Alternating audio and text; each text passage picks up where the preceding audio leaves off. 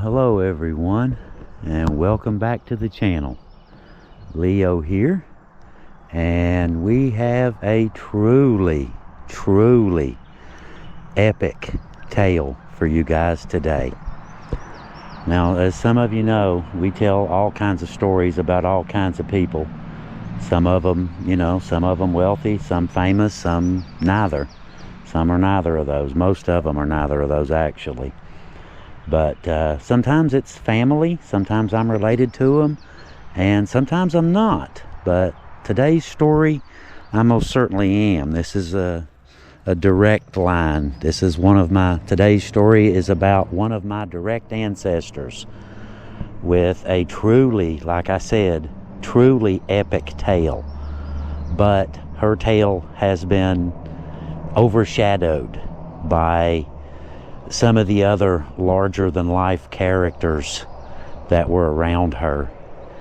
Now, today we are in, technically I think it's McCarr, Kentucky, just outside of Buskirk, not far from Matewan, West Virginia, and I am near the hog trial cabin from the Hatfield-McCoy feud. It is literally right straight down that hill there, about 150 yards from here down that hill.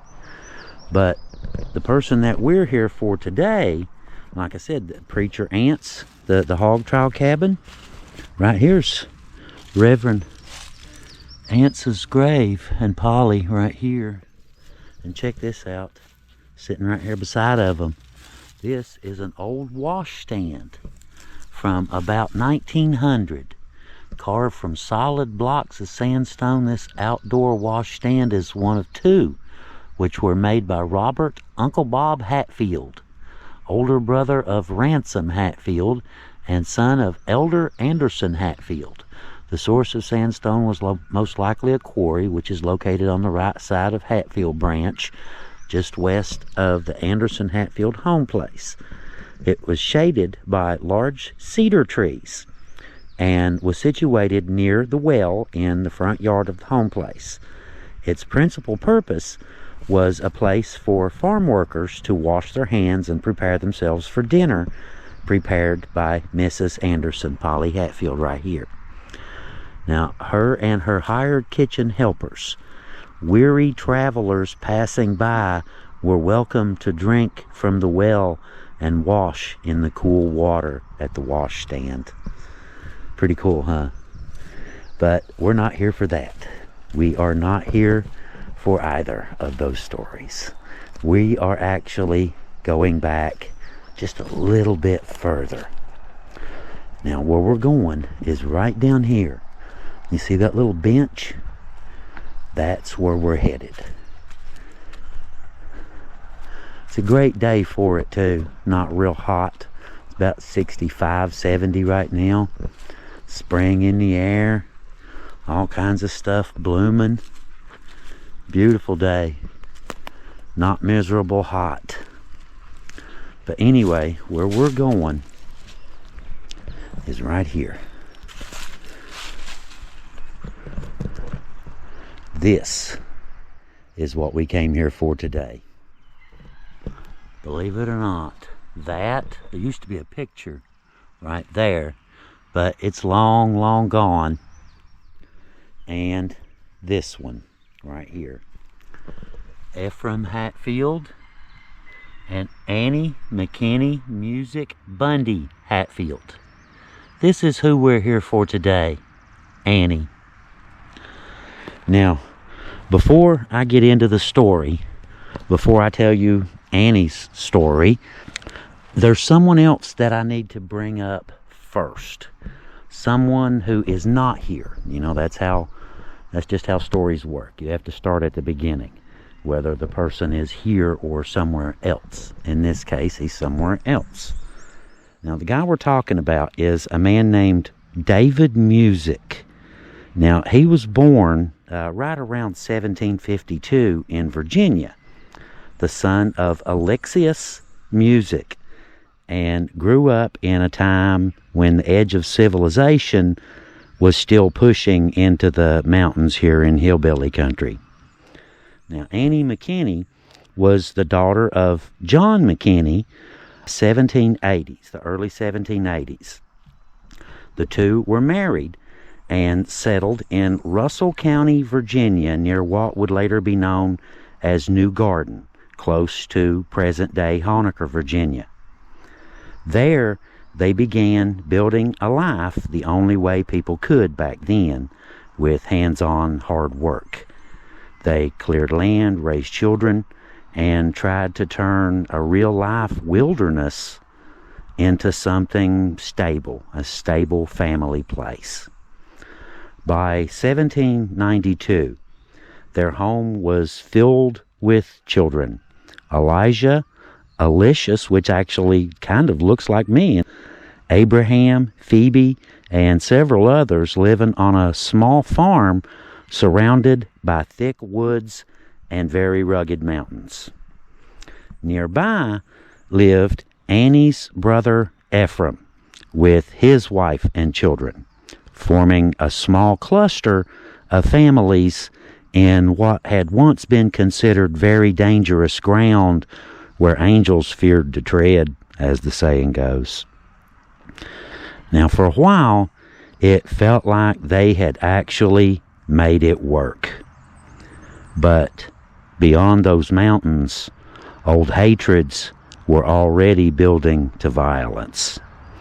Between 1790 and 1792, conflict grew across the Northwest Territory. Shawnee forces, armed with British support and weapons, resisted U.S. westward expansion and defeated General Arthur St. Clair's army in Ohio in 1791, killing hundreds of people and sending the rest running for their lives.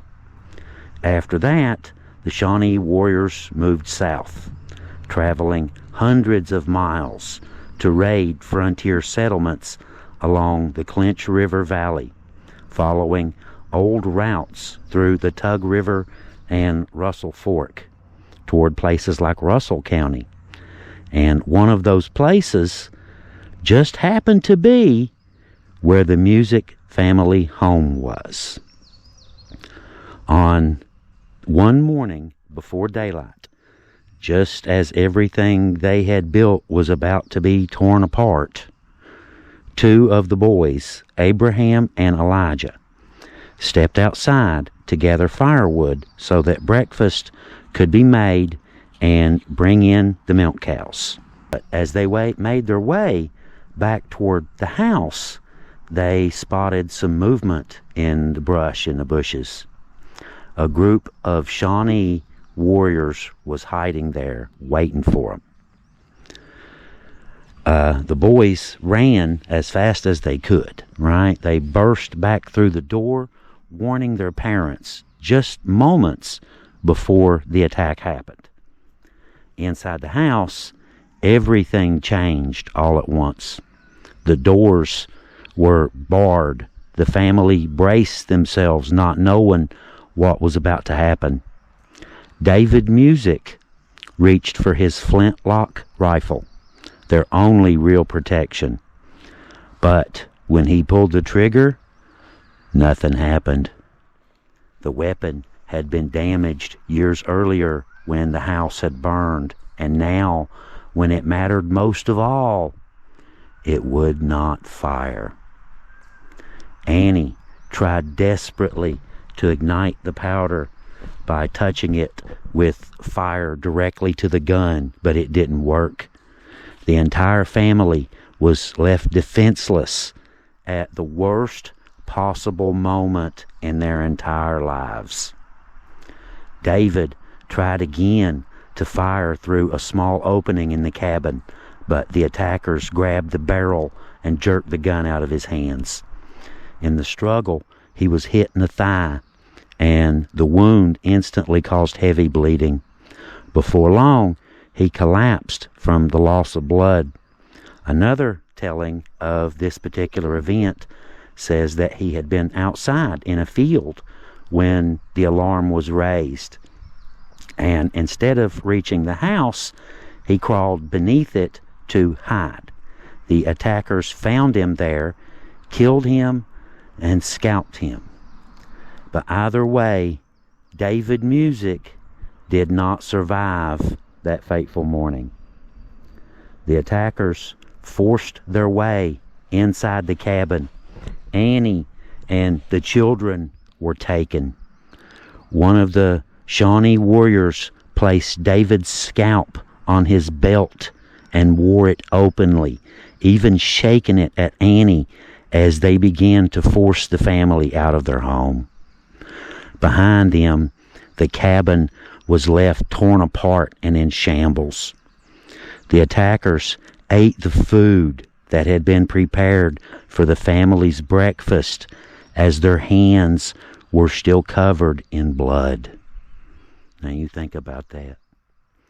Now, not far away, a neighbor who had been on his way to borrow a plow when he saw what was happening at the Musick home place.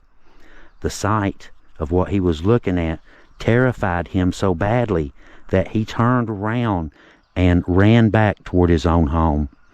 The moment that he reached his yard, he collapsed and died right there on the spot, likely from the shock, heart attack, who knows.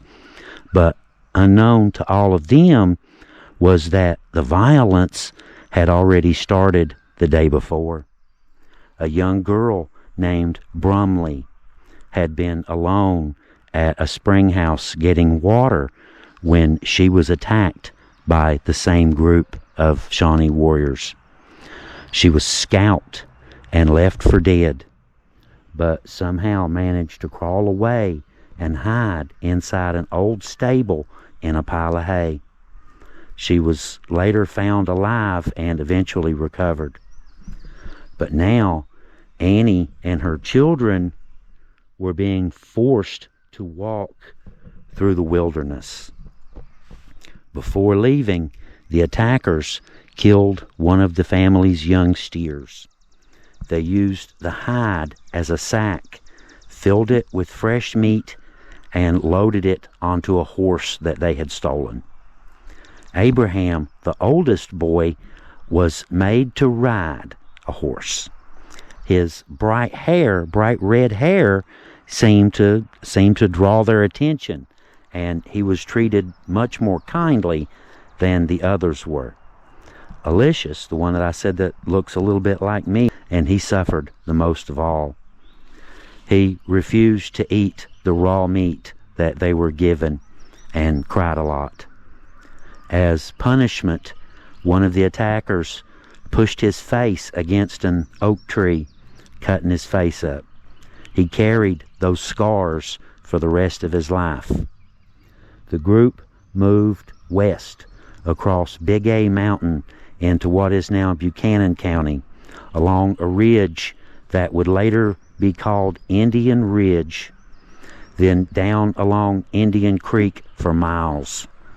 They followed the Russell Fork River through present-day Dickinson County until they reached the area where Hayside, Virginia now stands, nearly 30 miles from the Musick home place.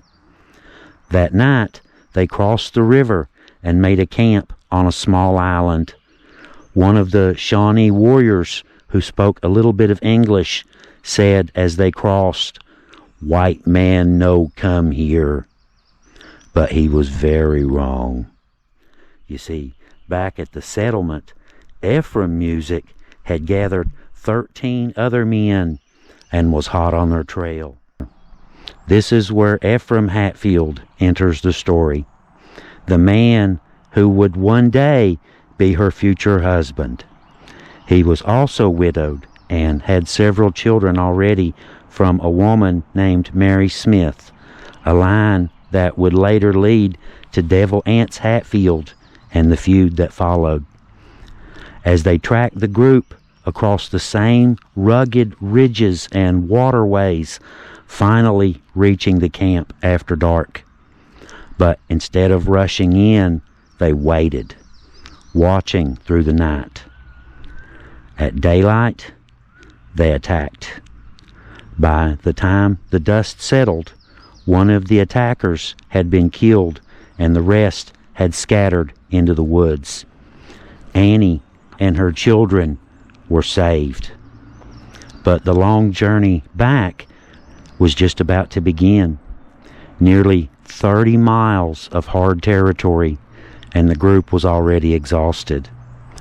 When they reached a spring near a place called Sandy Ridge, they suggested stopping for the night, but Annie refused to stop. She insisted that they keep going, pushing over the mountaintop before resting. That decision likely saved all of their lives. You see, the attackers had circled back around and followed their trail, arriving at the same spring after Annie and her friends had already passed through. Finding no one there, they eventually turned back. If Annie and her party had stayed there that night, this story would have had a very different ending now, wouldn't it? Annie and her children made it back home. They stayed for a short time in a loom house belonging to a man named Belcher, trying to rebuild their lives after what had happened. Life moved forward the only way it could on the frontier, one day at a time. News of the attack spread quickly. A man named Captain Andrew Lewis led a militia force into the mountains, not knowing that the family had already been rescued. His men tracked the group deep into Kentucky, exchanging gunfire and recovering stolen horses before returning. As the story spread, the details began to shift over time. Some versions added more deaths. Others told different ways of how David died. But the heart of the story never changed.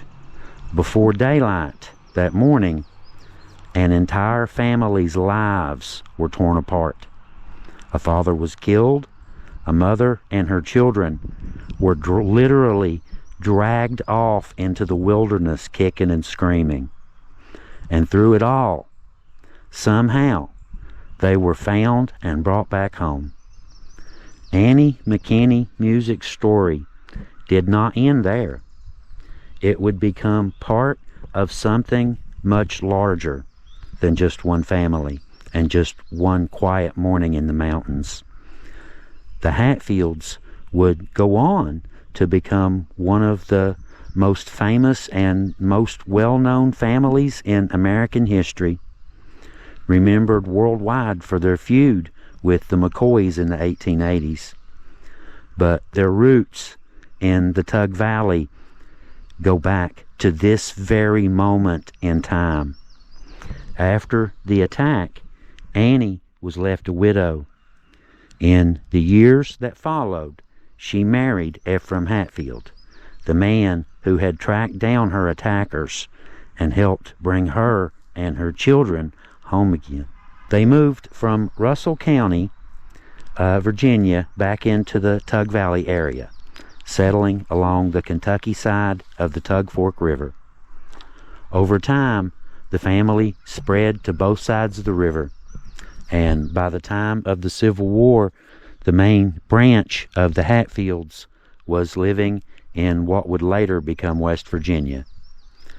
But that 1792 attack became one of the pivotal turning points, because in the end, it all goes back to that one morning just before daylight when everything changed for Annie Musick and her children. Annie is my fifth great-grandmother, and without her I obviously wouldn't be here today. But after all of that, Annie would go on to have thousands of descendants that spread all across the country. Ephraim died 12 years before Annie, and she lived the rest of her life in the hog trial cabin with her grandson, Preacher Ance Hatfield, which was the song that I showed you when we first started.